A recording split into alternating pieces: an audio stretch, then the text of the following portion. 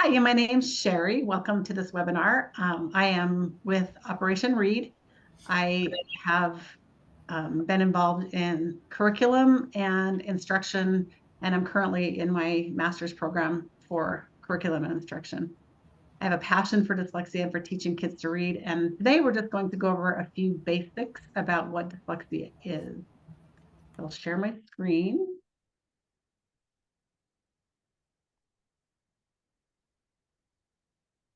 Okay, so I'm going to go over a definition of International Dyslexia Association has an official definition. Sorry, and you may have to go back. You said you were going to share your screen, but I don't see anything. I'm Did you? not sharing. No. There it goes. Is it there?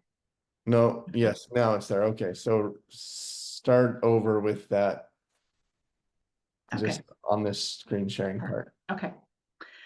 The International Dyslexia Association is kind of the known source for all things dyslexia. And they have a definition of dyslexia, which I will read and then I'll just explain it. So it's a little more basic. They say that dyslexia is a specific learning disability that is neurobiological in origin. It is characterized by difficulties with accurate and or fluent word recognition and by poor spelling and decoding abilities.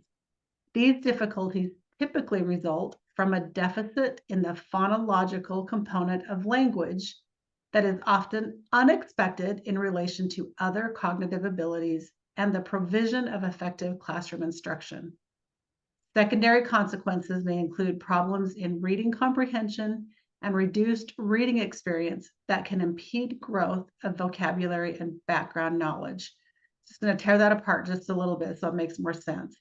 It is a neurobiological issue. It's there when they're born. It's very genetic and it affects certain regions of the brain. And the connections that are made there are very weak, sometimes non-existent. And that's what we do is strengthen those neural pathways. When it says it's characterized by difficulties with fluent word recognition, poor spelling, that's absolutely true. And it does come from a deficit in the phonological component of language. This is a language-based disorder. Now, some people, we call it a disorder and we call it a disability. I prefer disorder. However, the law, which is IDEA, Individuals with Disabilities Education Act, calls it a disability because it falls under the Disability Act. So you'll hear it said both ways. The phonological component is basically each sound in a word. So every sound you hear in a word is a phoneme. Even something like SH that says sh is a phoneme, even though it's two letters. So there is a deficit in that part of their brain. And in order to be diagnosed with dyslexia, it has to be unexpected in relation to other abilities they have in their brain. So for example, if we test a kiddo that is low across the board, their scores are low across the board, it's typically not diagnosed as dyslexia because it doesn't stand out. This kiddo is probably globally delayed. But when you have average scores in other areas and other cognitive abilities or above average, as is the case most of the time, then if the reading and spelling component doesn't really reach what their potential is, then that's one of the criteria for diagnosing dyslexia. The secondary consequences comprehension, fluency, those kinds of things, in part because of the disorder itself, but also because they don't have enough reading experience to have comprehension or to have fluency. And so it's kind of a double-edged sword. They need to read to have comprehension and fluency, but we need to teach them to read. So that is that portion of it. Let me switch this. I don't want to go to that one yet. Up here. Okay, so this is just some basic facts about dyslexia. 1 in 5 individuals has dyslexia. That's an approximate, comes from the National Institutes of Health that estimated about 17 to 20%. This isn't just children, this is across the board. So out there in our population, we have about 1 in 5 that have dyslexia somewhere on the spectrum. Most of them go undetected and undiagnosed and struggle with reading their whole lives. Dyslexia is the most common of all of the learning disabilities. We see that much more often than the other learning disorders or disabilities. Dyslexia is the leading cause of failure and school dropouts nationwide. And I will add that our students with dyslexia who are a little bit older have a higher rate of suicide. So it's a big deal. Reading difficulties is the most commonly shared characteristic among juvenile offenders. I've seen estimates anywhere between 60-65% of our juvenile offenders and our adult prison population who are illiterate. And it's my belief that if we teach our children to learn very early, we will prevent a lot of the offenders. Most schools nationwide do not have proper screening nor intervention, and this is starting to change as the science of reading is taking off. I'll just go through one more quick thing, and then we'll open it up for what other questions. These are some myths and facts about dyslexia. Why did you not switch? Switch over. There we go. So myth number one, reading and writing letters backward is the main symptom of dyslexia. I hear this all the time still. Oh, that's where they're seeing letters backwards. It is not. It's not a vision problem. There's a part of our brain that is evolutionary. Basically, it's a mirror. There's a mirror part of our brain that mirrors things. It was for safety. If a lion's coming at you, you need to know if it's a lion, whether it's facing left or right or coming at you straight or coming at you, any other direction. So our brains are programmed to look at things that look the same no matter what direction they're facing. So in a B and a D, it's just a circle with a stem and they're facing in, different directions, but it looks like the same thing.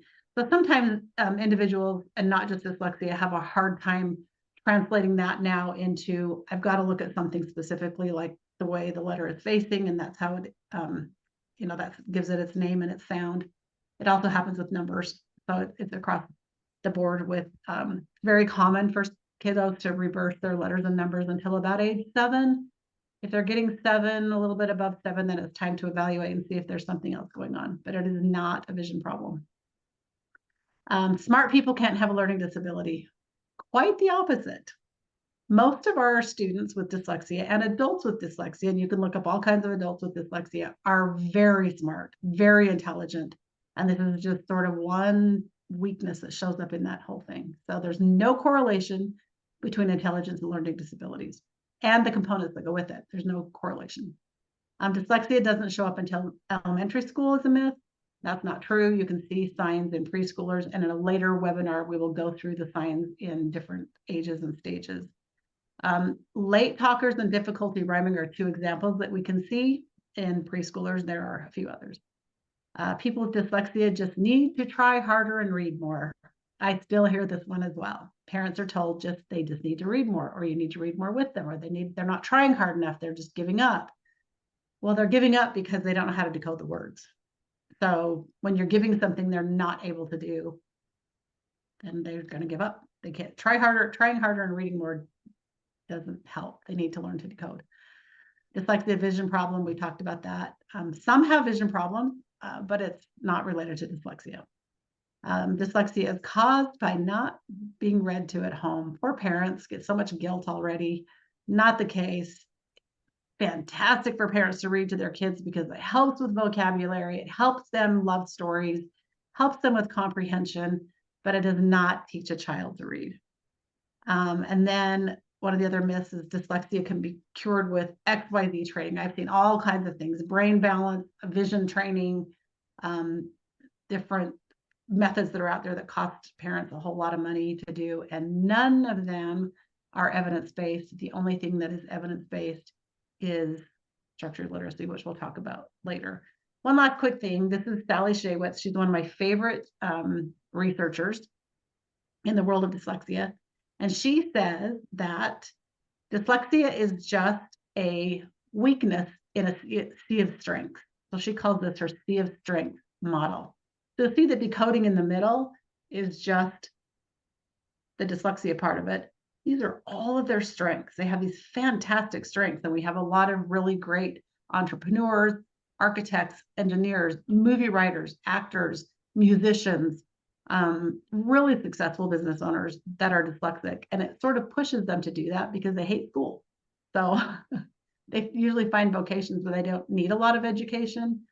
But I know several people, even teachers who have dyslexia, that have gone through their education and done really well. So that's pretty much our basics. I just wanted to show one other quick thing, and it's this guy here. So this is the brain, and then we'll finish up with this. So you can see that we have a typical brain here, and we've done functional magnetic resonance imaging studies for quite a while on individuals with dyslexia. At first, it was with adults because they had a hard time studying children, but now we've done a lot of children as well. So when they do the fMRI studies, the areas of the brain that light up when they're reading are these three areas. This is Broca's area, which is speech, basically, and being able to analyze words. And then we have, this is also word analysis, and this is word form, how the word is formed, kind of where those, the morphology, how words are set up, kind of what they mean, forms. When you look at an MRI, fMRI of a dyslexic individual, this is what it will look like. So this is overcompensating, trying to analyze the word in a very inefficient way. These areas did not connect. So our job is to get these neural connections made so that it will start to read like a typical reader.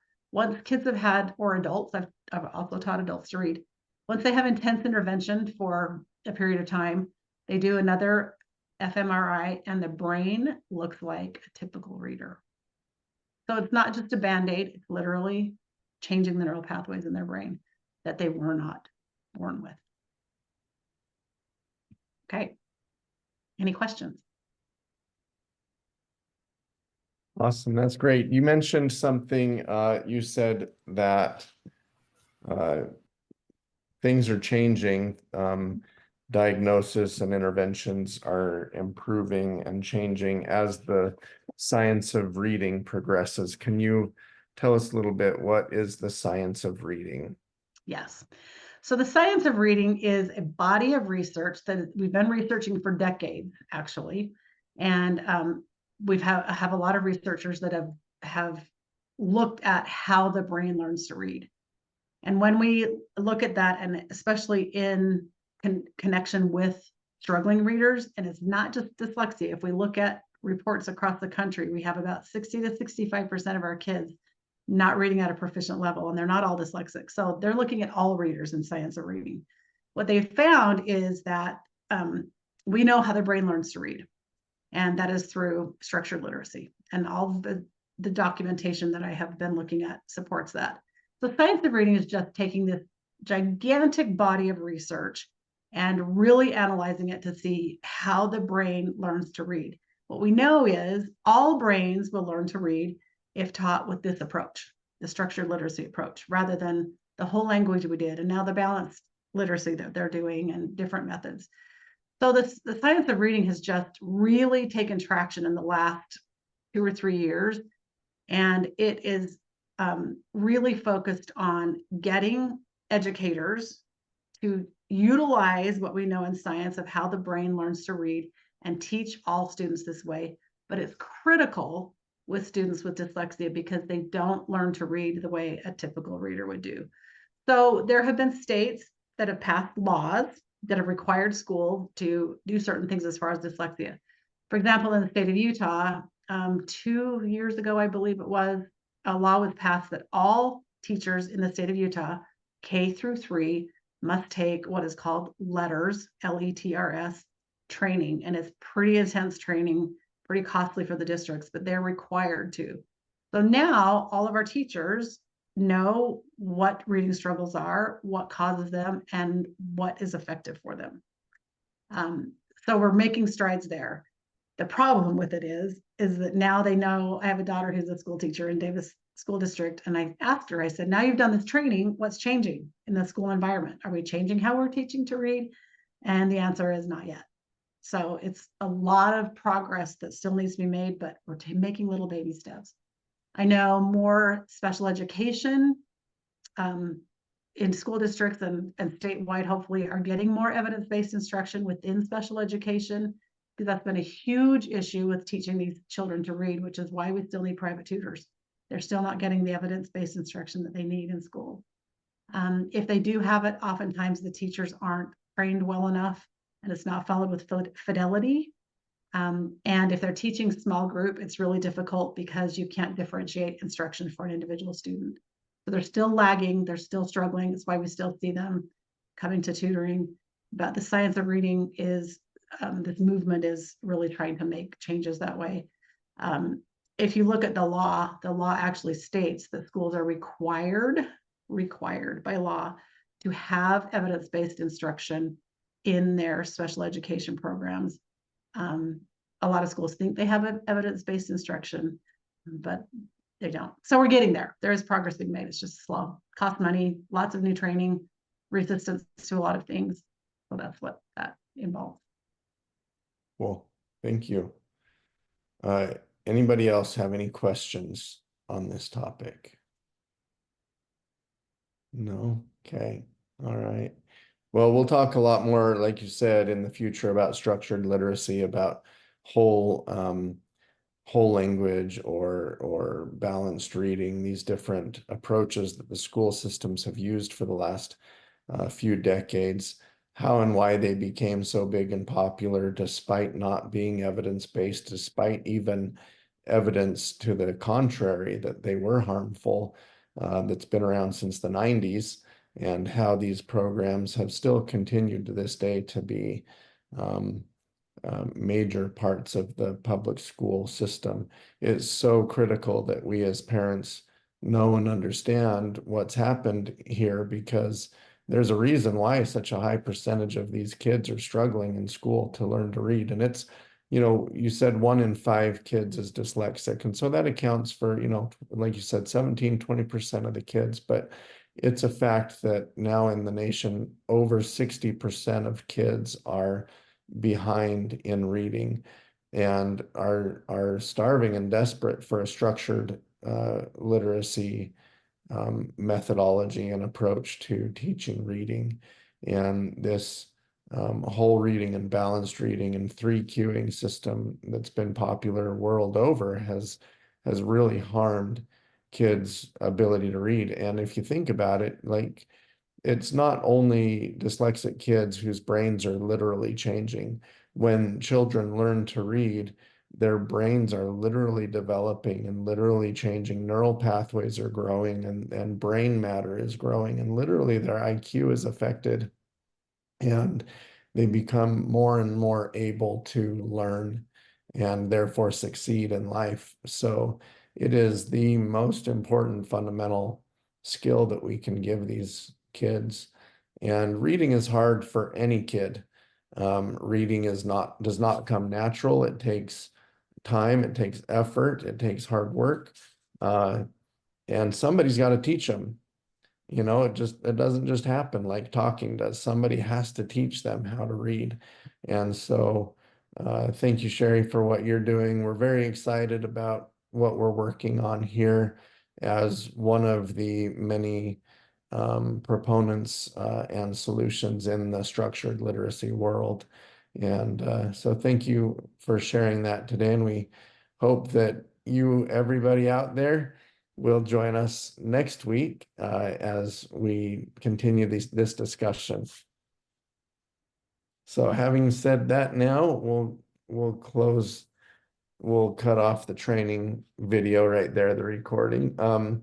Elizabeth, is there anything that you would like to talk to me or Sherry about? Any questions that you have, or what can we do for you? Yeah, I was trying to think. I don't have a lot of questions about the dyslexia specifically, because like Sherry, you explained it so well, and then I do have some background with it.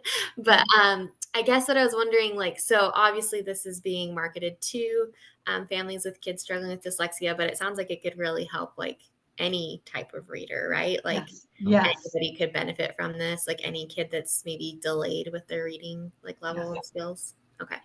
In fact, you mentioned that your sister, does preschool. So this reading program, if this reading program was taught beginning in preschool, which it can be, we would actually prevent a lot of these kids from ending up in special education. The ones that are because the spectrum is mild to profound, and the kids that are mild to moderate, if we taught them the correct way from the get-go, from preschool on, we would eliminate a lot of kids, and that may never really show up, this reading struggle, if they're taught this way all the way through their formative reading years. So yes, absolutely, it can be used for all readers and should be.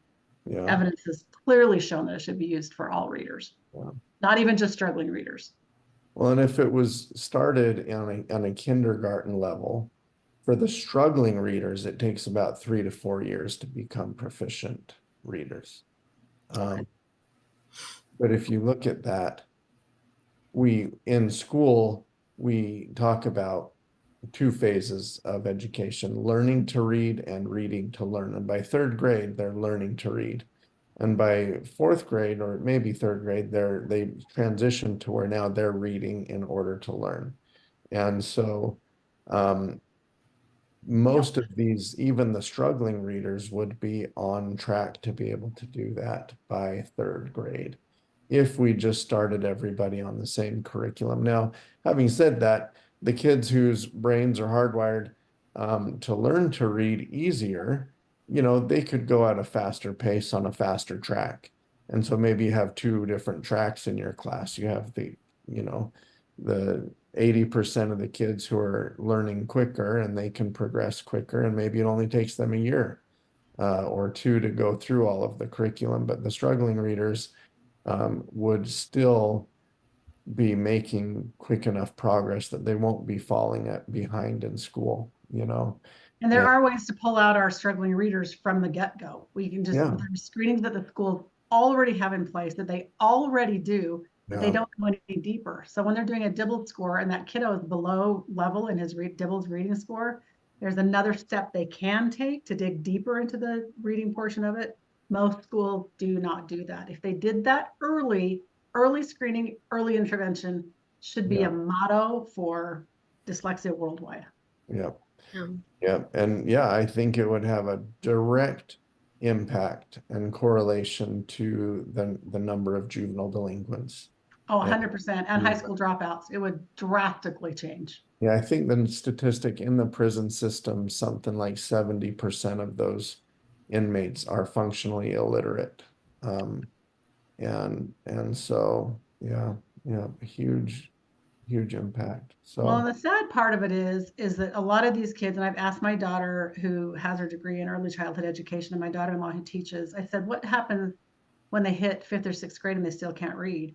And my daughter-in-law that teaches 6th grade said that it's just kind of assumed that they're not going to be able to read. We refer them to special education if they're not already there. But if they've been in special education for 5 years and they're still not reading, they just kind of assume that they're not able to learn to read. And that's where the education for our educators is critical, because they're not reading due to the fact they do not have proper instruction.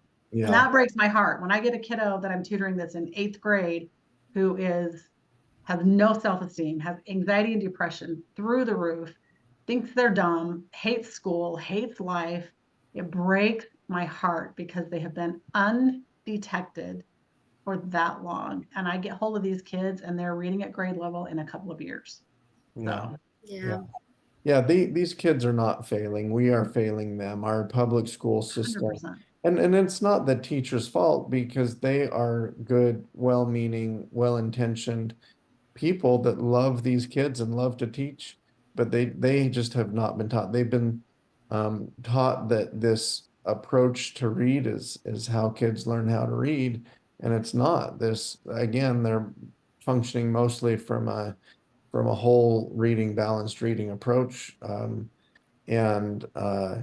it's just not. It's not the best way to teach. Now, there are parts of it, and I like to ask myself, well, and we'll get into that more when we get into this topic in the next, or one of the next webinars, but how did it go for so long? Why was That's the $1 million question. Yeah. Why was it even created in the first place? And how did it go for so long? And what I think is fascinating is there's two fundamental principles for a kid to learn how to read. They have to have content that's on their skill level, and their interest level. Well, all of the phonics-based science of reading, structured literacy approach programs are really, really good at the skills. Having content that meets your kid on his skill level, but they are not good at giving kids content that they want to read, that Yeah. they're interested in, because Those there's are, those are called decodables. decodables. Yeah. They're so restricted by skill level that they can't give kids things that they want to learn about and want to read. Right. Well, if you're not interested, if you don't want to read something, it's going to be a struggle. It's going to be an uphill battle the whole time. And so the whole literacy and balanced reading and 3Qing approach came in from that other angle, hardcore on the other angle, which was, let's build a love of reading, and we'll give them things that they want to read without, and it's mind-boggling to me, but without giving them the skill of how to read, you know, in a lot of cases. The assumption was that if they were exposed to this kind of literature, they would just pick Right. up on it. It would be implicit, right? Implicit learning, yeah. Yeah. But the kids that don't have these brain connections, it doesn't happen. Right. It can't happen because their brain literally can't do that. The other kids are able to pick up a lot of it, which is why they thought it worked. But even them, it doesn't work for nearly as well as it needs to. And so what I love about, and we're, you know, I don't mean to turn every webinar into a sales pitch, but what I love about what we're doing is that we're the first program that marries both, that takes and the best of both worlds and takes all of the skills, all of the structure, all of the really detailed lessons that build on each other, and marries that with content that they want to read in a way that they can focus on their skills and where they're at, but opens the world of content in a way that they're able to read things that they're interested in. And you know, and rejects all of the bad practices. So we don't do guessing. You know, we don't cover up words and have kids try to guess what the word is just by the context. Or a picture. Right. Or pictures. Yeah. So, you know, we're able to give kids, and I love you both are psychology geeks, which I love. And one of my favorite stories is our 15-year-old student who came, and his mom said he hated reading. It was literally a battle, and she had to force him to read every single time. And we learned that he loves psychology and he wants to be a psychologist. So we took articles from the internet and rewrote them on a third grade level, put them into our system that presents them in a way that he can read now, content that he's interested in. And within a week, we had a testimonial from her talking about, for the first time in his life, he's coming to her saying, "Mom, is now a good time to read to you?" And like, she's in tears because of how impactful this is. This is, you know, one of the biggest problems that she's been trying to solve for years and had virtually given up. And now here he is loving reading, because not only does he have something that's focusing on the skills, but now he has something that's focusing on the content that he's interested in a way that he's able to consume it. And you know, for anybody watching this wanting to learn more, go to the website operationread.com and sign up for a demo, and we'll show you how it works. We'll show you the DivCon reading platform. DivCon stands for Divide and Conquer.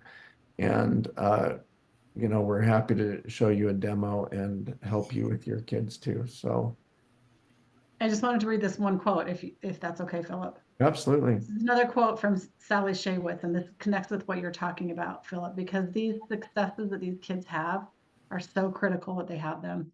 Sally Shaywitz said, parents and teachers too of children with reading problems should make their number one goal the preservation of their child's self-esteem. This is the area of greatest vulnerability for children who are dyslexic. And that's one of the bottom lines of what we're trying to do is get these kids to feel successful and be able to do things that they haven't been able to do before and feel smart and feel like they're part of the world. Absolutely. Yeah, absolutely. I love it. Thank you, Sherry. We're doing a good work, and we're excited to be here, and we're excited to have all of you viewers at home here with us. Thank you. Thank you for joining.